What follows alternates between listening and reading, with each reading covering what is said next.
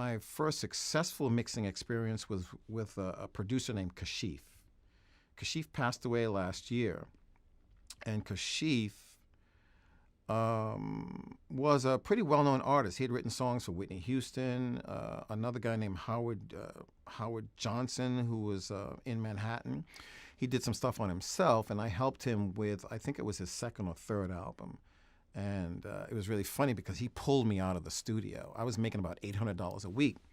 No, I was making about $600 a week. And Kashif said, I'll pay you $800 a week. And I was like, oh my God, I'm rich.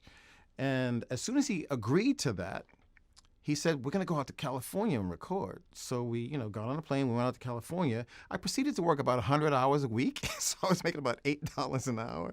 But it was really fun. And Kashif really helped me to understand what I was doing as a mixing engineer with his production process. And from there, I learned a lot about how to translate that to other compositions. The path that I took was pretty traditional.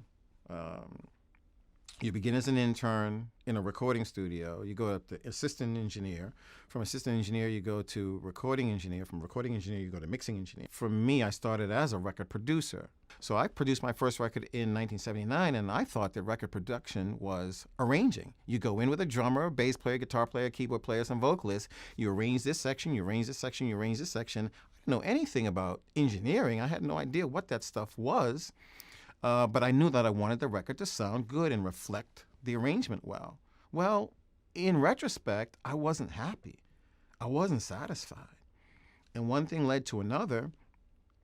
And I was on this quest to find engineers that could make what I was hearing in my head make sense. So what I did was I went out and got some records. I went and got some Parliament Funkadelic records and some Ohio Players records, and I showed them to an engineer, 20 minutes.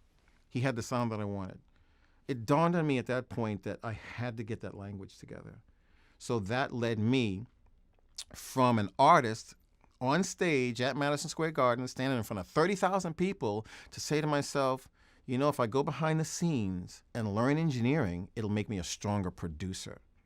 So I went from that moment at Madison Square to an audio program, and then I entered the studio as an intern and literally had to clean toilets, sharpen pencils, make sure that there were pads of paper on the console. So if you ask me what would I tell an engineer, listen to good music, or music that interests you, or music that's successful, whatever category you want to call it, listen to that music first.